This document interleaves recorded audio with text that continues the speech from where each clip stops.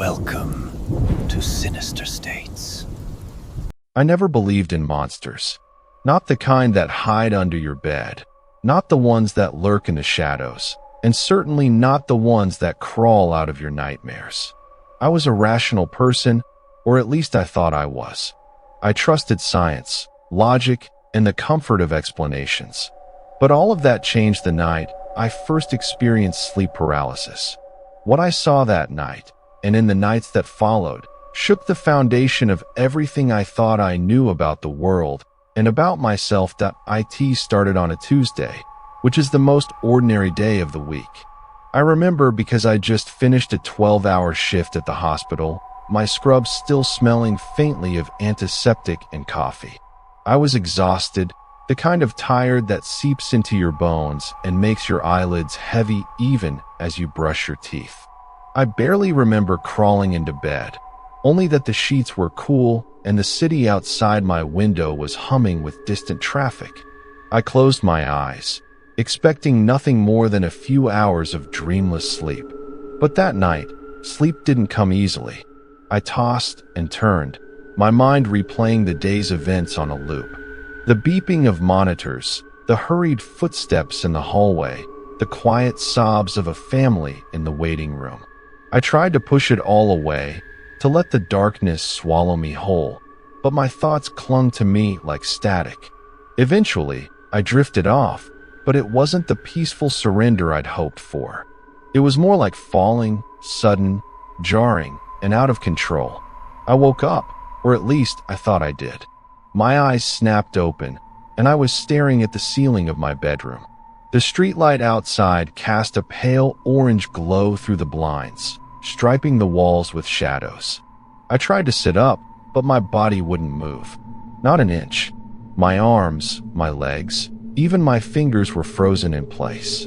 Panic bloomed in my chest, hot and suffocating. I tried to scream, but my mouth wouldn't open. I was trapped inside my own body, a prisoner in my own bed. First, I thought I was dreaming. I'd heard of lucid dreams, of nightmares so vivid they felt real. But this was different. I was awake.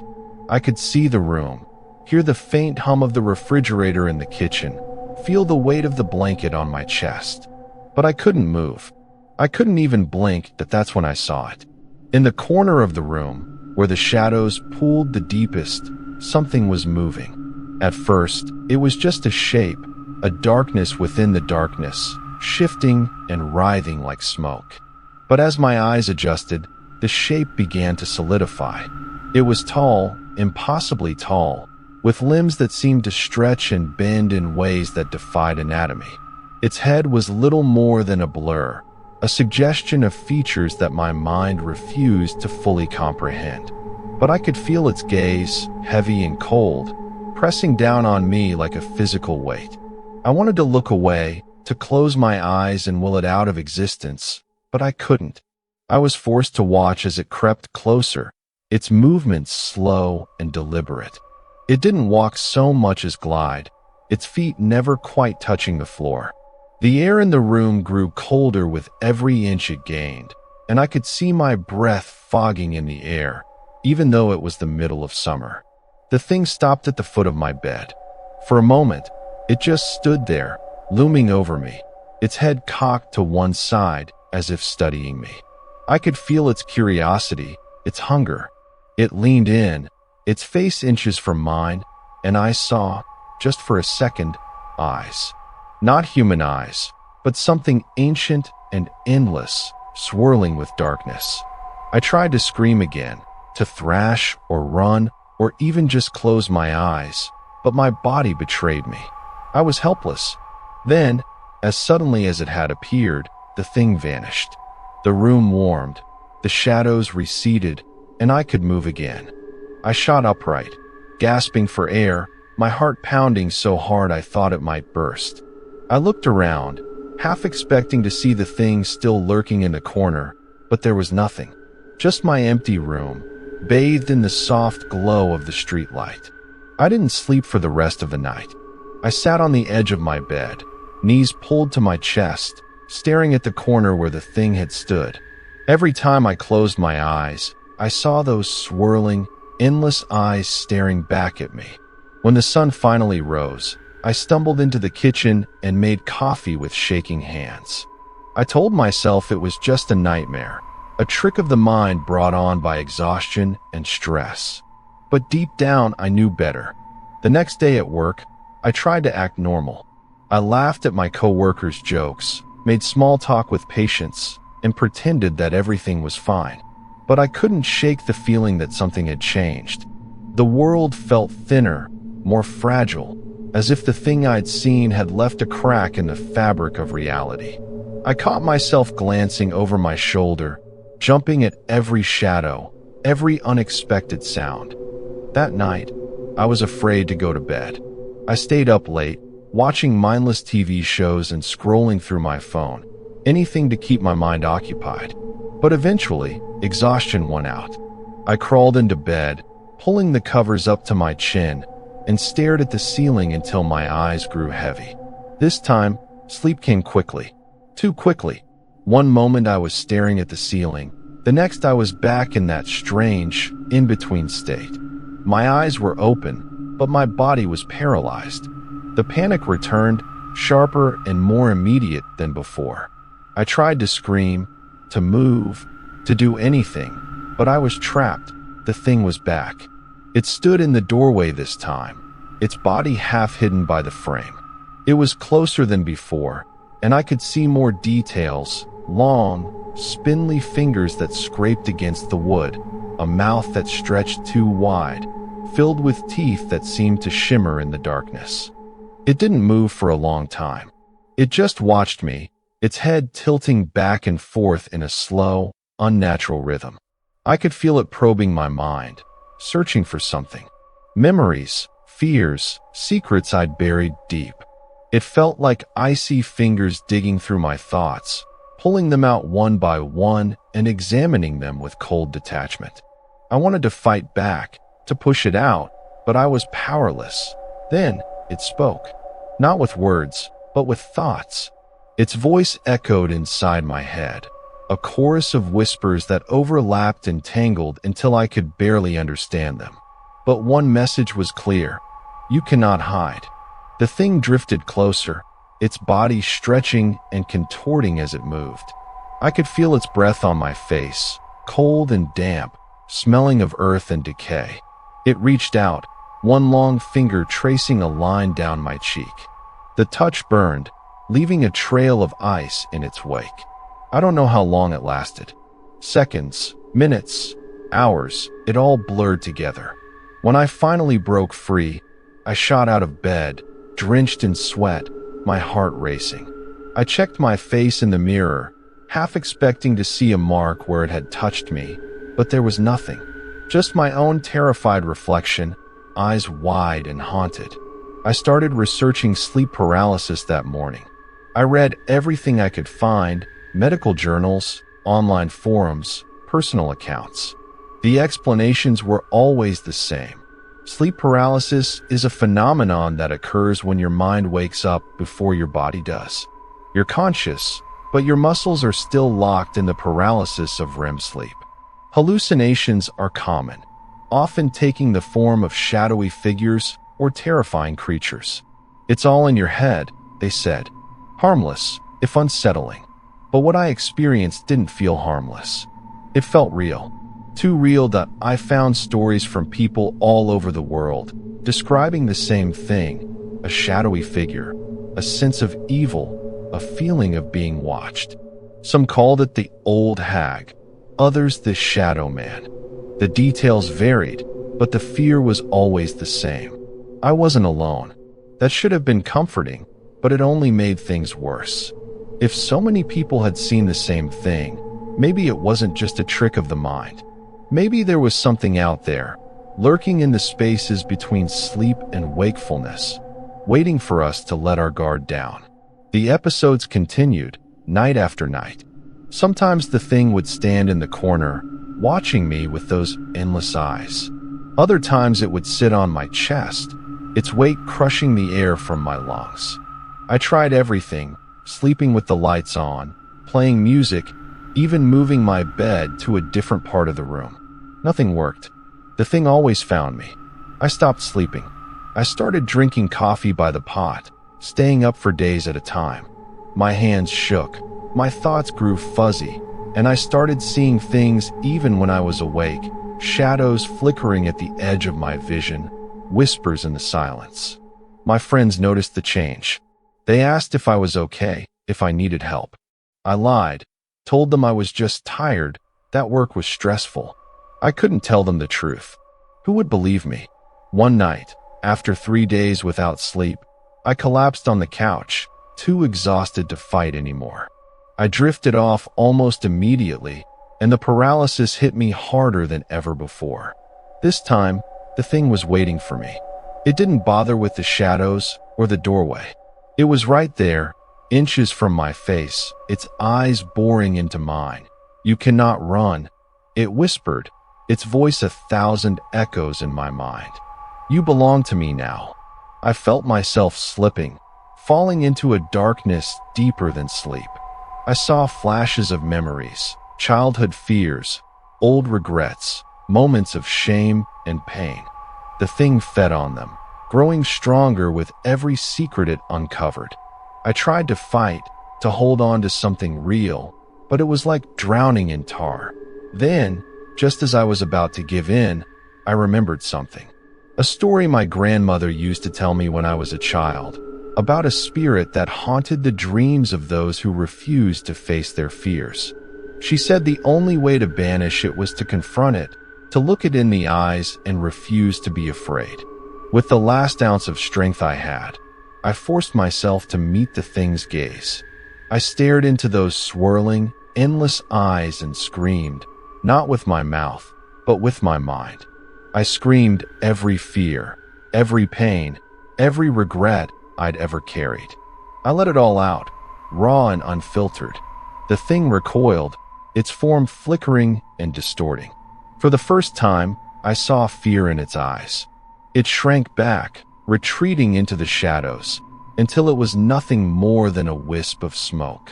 The paralysis broke, and I shot upright, gasping for air. I was free. At least for now. But the fear never really left me. Even now, years later, I still sleep with the lights on. I still jump at every shadow, every unexpected sound. I know the thing is still out there, waiting for me to let my guard down. But I also know that I'm not powerless. I faced it once, and I can face it again. If you've ever experienced sleep paralysis, you know the terror I'm talking about. If you haven't, count yourself lucky. But remember this, the monsters we see in the dark are only as powerful as the fear we give them. And sometimes, the only way to banish them is to face them head on. I wish I could say that was the end of it. That after that night, after I faced the thing in the darkness and screamed my fears into its endless eyes, I was cured. That I went back to sleeping soundly, that the world returned to its old, predictable shape. But that's not how these stories go, is it?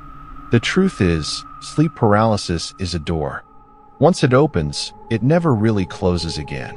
You can push it shut, you can lock it and barricade it, but there's always a crack, always a draft of cold air seeping through.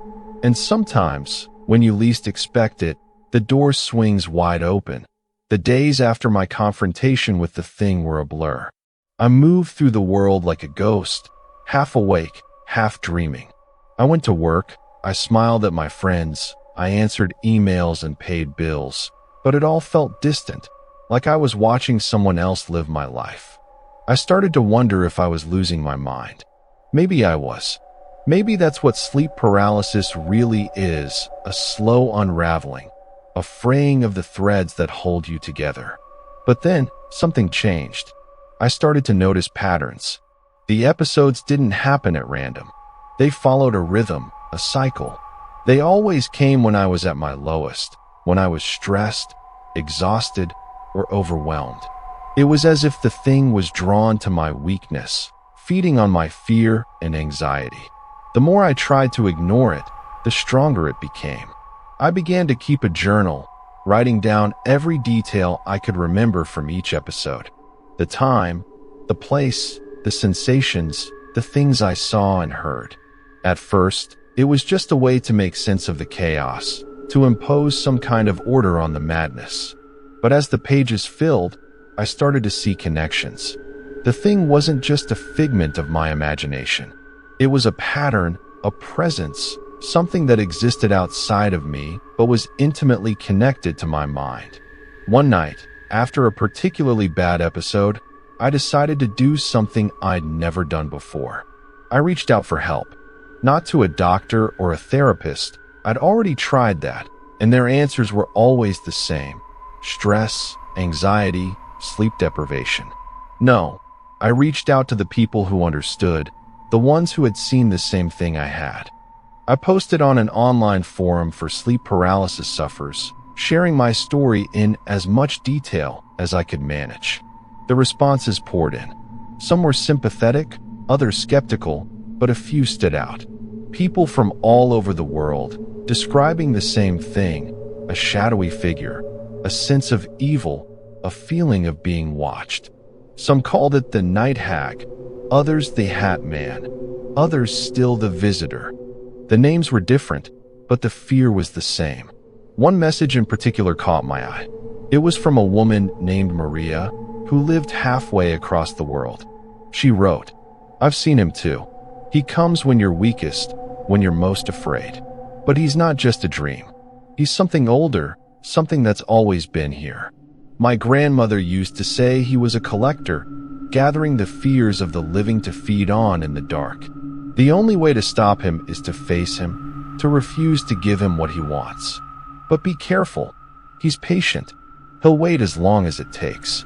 Her words sent a chill down my spine. A collector.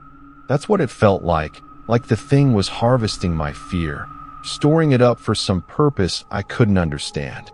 I started to wonder how many others he'd visited, how many lives he'd touched. Was he a universal constant, a shadow that haunted humanity since the dawn of time?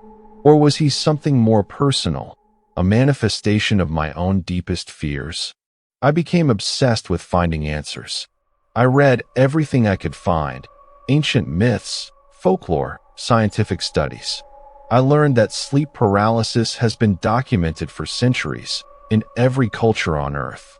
The symptoms are always the same: waking up unable to move, a sense of pressure on the chest, the presence of a malevolent being. In some cultures, it's blamed on demons or witches. In others, on spirits of the dead. The explanations vary, but the experience is universal that I started to see the thing not just as a monster, but as a symbol, a representation of everything we fear but refuse to face.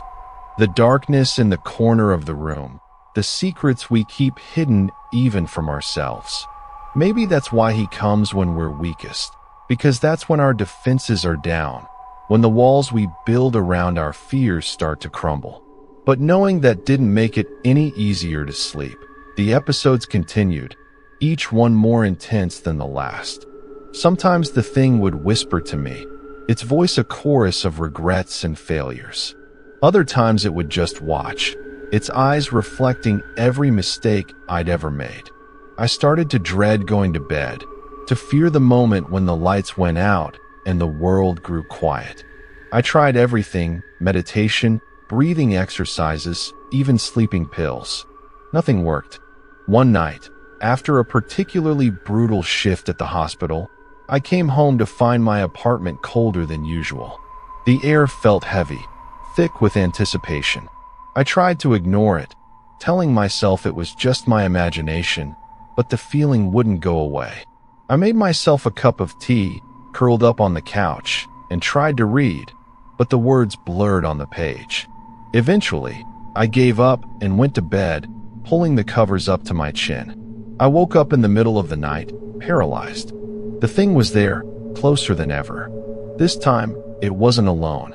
Shadows flickered at the edges of my vision, shapes that twisted and writhed in the darkness. I realized, with a jolt of terror, that there was more than one. The collector had brought friends. They circled my bed, their forms shifting and merging like smoke. I could feel their hunger, their need. They pressed in on me, their whispers filling my mind with doubt and fear. I tried to fight, to scream, but I was powerless. The thing leaned in, its face inches from mine, and I saw my own reflection in its eyes, broken, afraid, alone. "You cannot hide," it whispered, its voice echoing through my skull. "You belong to us now." I felt myself slipping, falling into the darkness. But this time, something was different. I remembered Maria's words, remembered the stories I'd read, the people who had faced the same terror and survived. I realized I wasn't alone. There were others out there, fighting the same battle, facing the same fears. I drew strength from that knowledge, from the idea that we were all connected by this shared experience. With a surge of willpower, I forced myself to focus on something real, my breath, the feel of the sheets against my skin, the distant sound of traffic outside my window.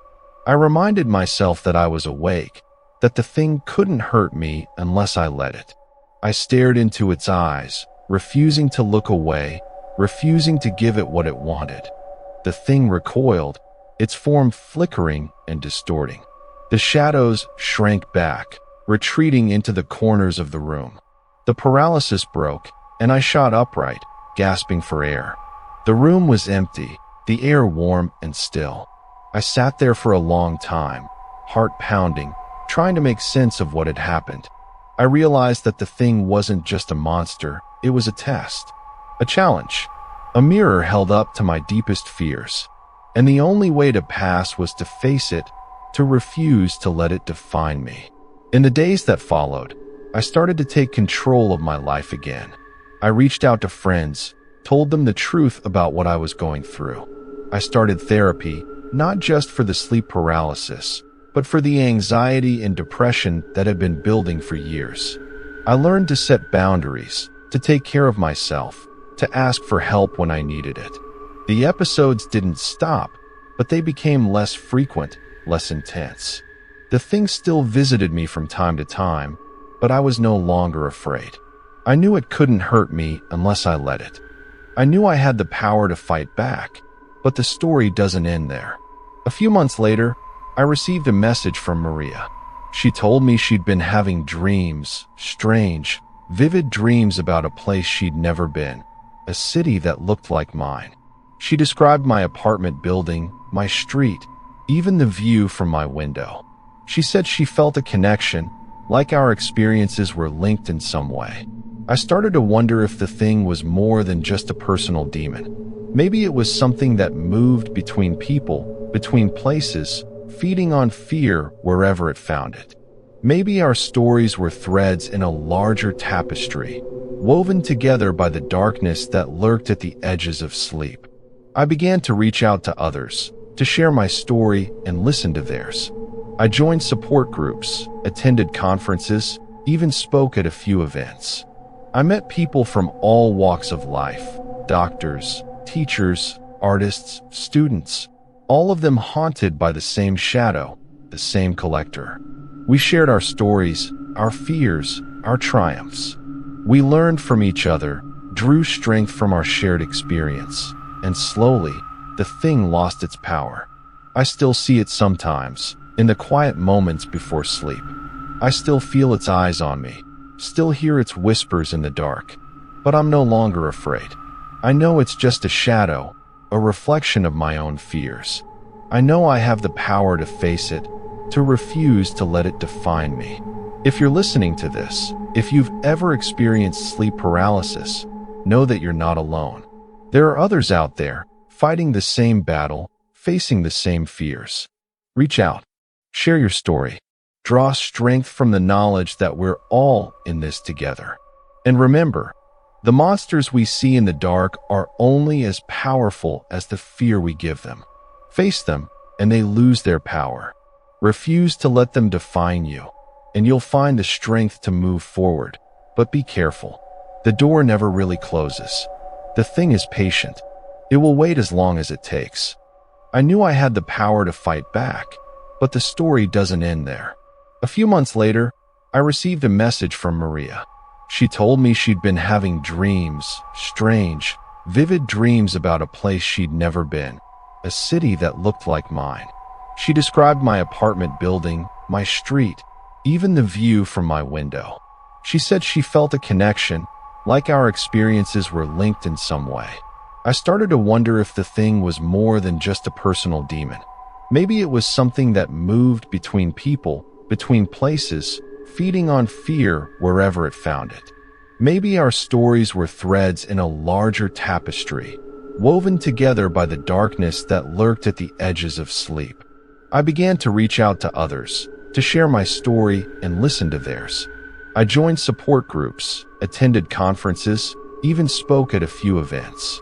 I met people from all walks of life, doctors, teachers, artists, students, all of them haunted by the same shadow, the same collector. We shared our stories, our fears, our triumphs. We learned from each other, drew strength from our shared experience, and slowly, the thing lost its power. I still see it sometimes, in the quiet moments before sleep. I still feel its eyes on me, still hear its whispers in the dark, but I'm no longer afraid. I know it's just a shadow, a reflection of my own fears. I know I have the power to face it, to refuse to let it define me.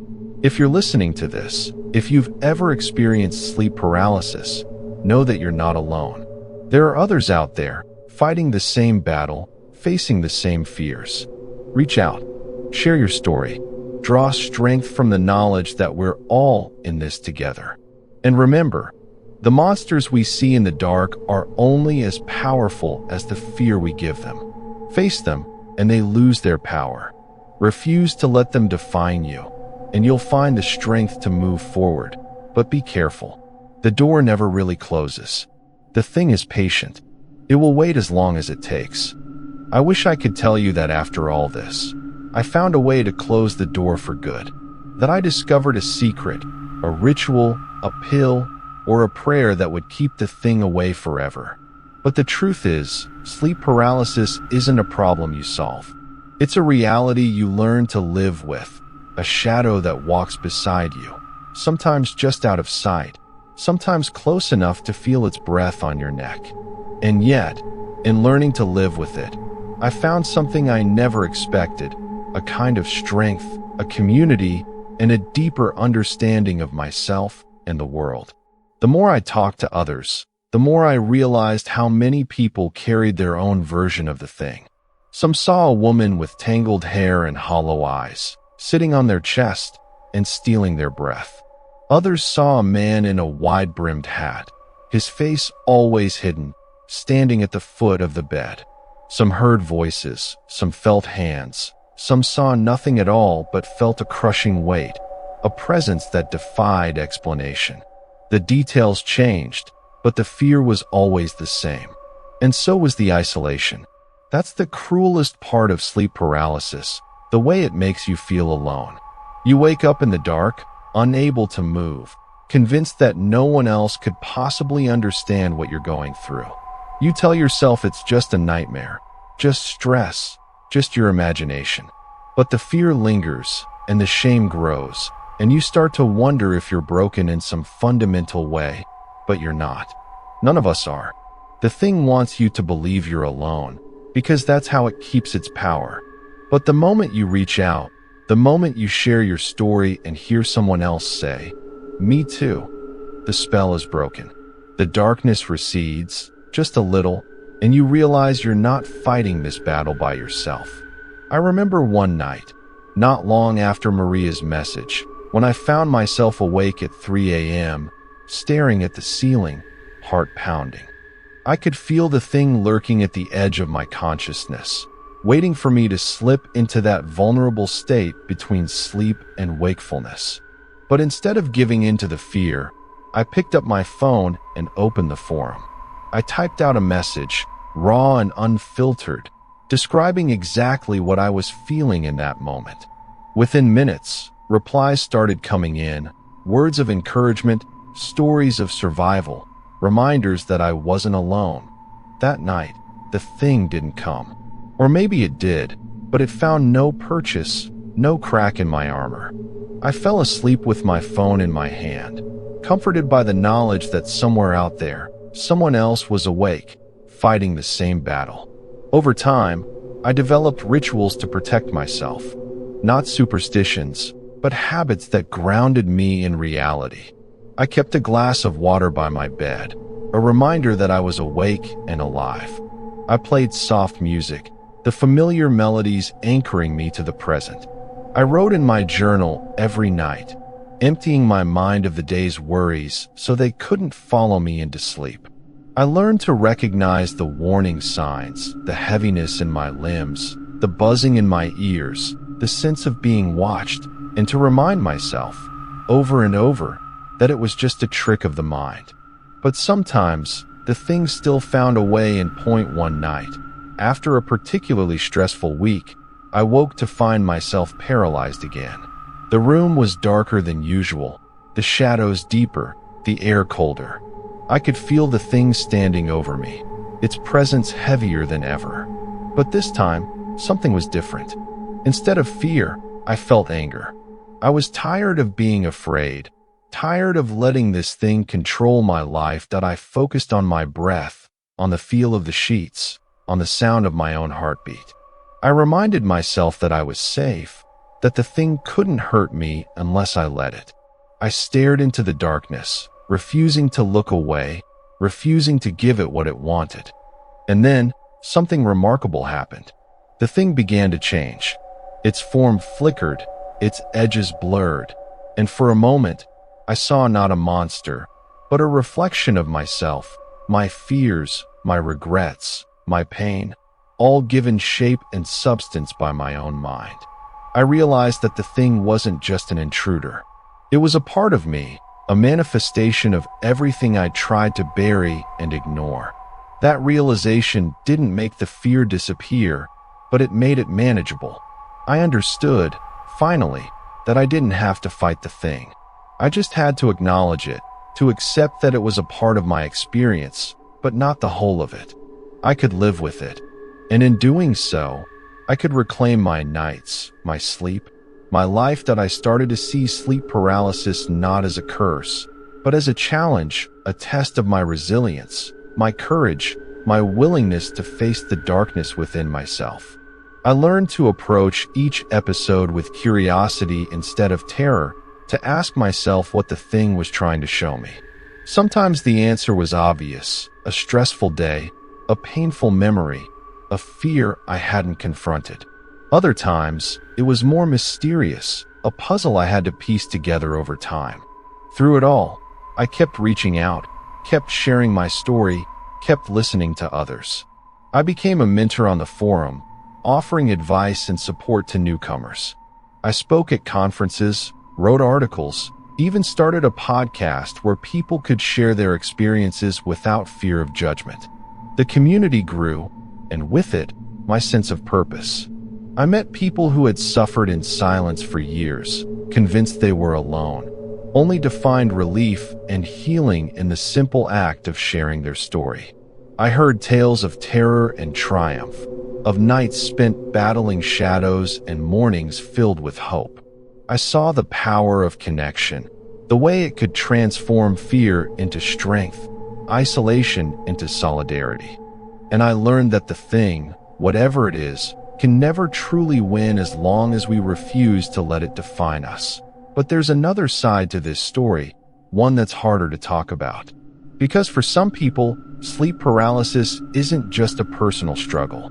It's a window into something deeper, something stranger. I've heard stories, too many to dismiss, of people who see the same figures, who have the same dreams, who wake up with the same marks on their skin. I've spoken to scientists who study the phenomenon, to shamans who see it as a spiritual journey, to skeptics who insist it's all just a trick of the brain. I don't pretend to have all the answers. Maybe sleep paralysis is just a glitch in the machinery of the mind, a side effect of the way our brains transition between sleep and wakefulness. Maybe it's a doorway to another realm, a place where the boundaries between reality and imagination blur. Maybe it's both, or neither, or something else entirely. What I do know is this: the experience is real, the fear is real, and the strength it takes to face it is real. Toot, if you're listening to this, if you've ever woken up in the dark, unable to move, convinced that something is watching you, know that you're not alone. Know that your fear is valid, but it doesn't have to control you. Reach out, tell your story, listen to others. Find the rituals that ground you, the people who support you, the strength that lives inside you. And if you've never experienced sleep paralysis, count yourself lucky. But don't dismiss the stories of those who have. Listen with compassion, with curiosity, with an open mind. Because the monsters we face in the dark are often just reflections of the ones we carry inside. I still have bad nights. I still wake up sometimes with my heart pounding, my body frozen, the thing lurking at the edge of my vision. But I'm not afraid anymore. I know what it is. I know what it wants. And I know that I have the power to face it, to refuse to let it define me. The true horror of sleep paralysis isn't the thing in the corner, or the weight on your chest, or the whispers in the dark. It's the fear of being alone, of being powerless, of being broken. But the truth is, none of us are alone. None of us are powerless. And none of us are broken. We are survivors. We are warriors. We are a community, bound together by the darkness we've faced and the light we've found on the other side. So the next time you wake up in the dark, unable to move, with the thing standing over you, remember this: you are not alone. You are stronger than you think. And the thing, whatever it is, cannot hurt you unless you let it. Face it, name it, share your story, and watch as the darkness recedes, replaced by the light of understanding, of connection, of hope. Because in the end, the true horror of sleep paralysis isn't what you see in the dark. It's what you learn about yourself when you finally turn on the light.